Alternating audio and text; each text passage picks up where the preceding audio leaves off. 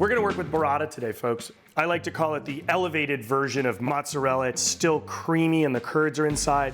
And then they take a much firmer piece of cheese and wrap it around, which would be more like your traditional buffalo mozzarella. But people really don't know what to do with it. Classically, they just put it on a plate and serve it with some bread.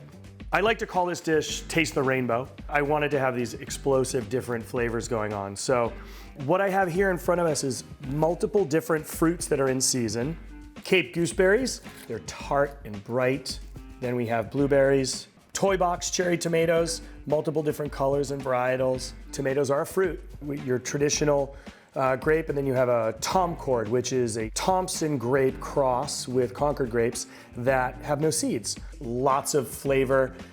This is what you would traditionally make grape jelly with. So you have sweet, you have tart, mildly sweet, then you have high acidity, sweet, popping, and then you have bright acidity. We're gonna serve it with a pesto made with mitsuba, which is known as Japanese wild parsley or stone parsley. The leaf itself is quite giant, and the stem is delicious. First off, we need to blanch the mitsuba to make the pesto. So the key is really 1, boiling water. 2, an ice bath. This is boom, boom. I'm gonna salt my boiling water. I'm also gonna salt my ice water. The cells are gonna suck in that cold liquid.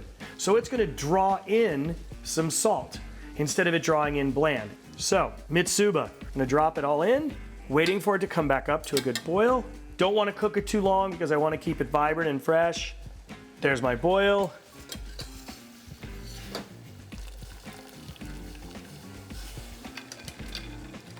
There we go. Now, remove any excess moisture. Smells so good. Now, don't throw away your water. I'm gonna put that right here, and I'm gonna take this bowl and let it sit there. That bowl's really important because that's how we're gonna cool down our pesto, because it's gonna get hot in here. Now, it seems pretty trivial, but make sure you open it up a little bit. Don't put it up in one big cluster ball because then it will not blend. Olive oil, and again, salt. Blending high speed.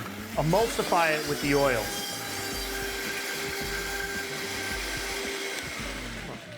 So I'm gonna just stir it a little bit, and it's cooling it down really quickly.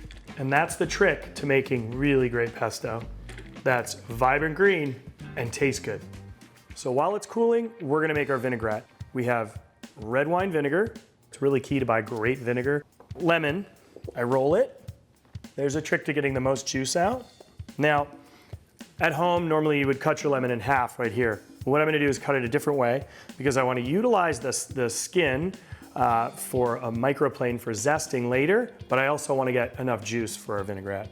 So I'm gonna cut it off here. I'm gonna squeeze it up because the oils that would naturally come out of the skin will drop into the vinaigrette. The juice will cascade over the side and the seeds will actually be stuck in here. So it'll be like a little lemon taco.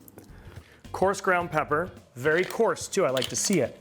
Kosher salt. Now what I'm doing is breaking up that salt, letting it dissolve. This is a monocultivar oil that I'm using from Spain called Pictual. And we're not emulsifying this vinaigrette. So I like to call it a broken vinaigrette.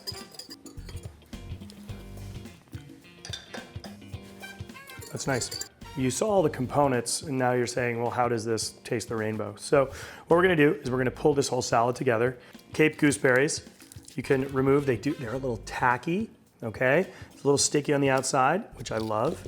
We're gonna throw in some blueberries. We've got our pink or orange, right? Then I've got some yellows. Grapes, nice and firm. What I'm looking for when I look on each one is I'm looking for the little stem because I don't want anybody chewing on a piece of wood. That's starting to really look like a rainbow in there. It's quite beautiful and vibrant.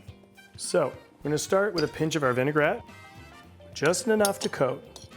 What we're gonna do now is we're gonna start by laying down the grass.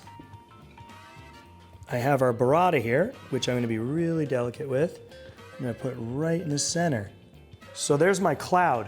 What I'm gonna do here is cut open the cheese to expose that creamy, beautiful curd with heavy cream in there.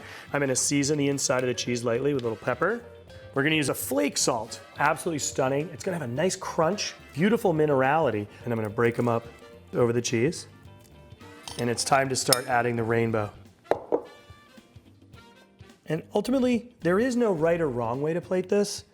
It's really, I want it to emulate a rainbow going over a cloud from one end of the grass to the other. Now here's the best part. We're just gonna finish with a little bit of this light purple because naturally we aren't getting the light purple. And these are chive flowers. Chive flowers are gonna give that nice onion pop that I'm looking for. Not too many, just enough, and it's really got a beautiful aroma.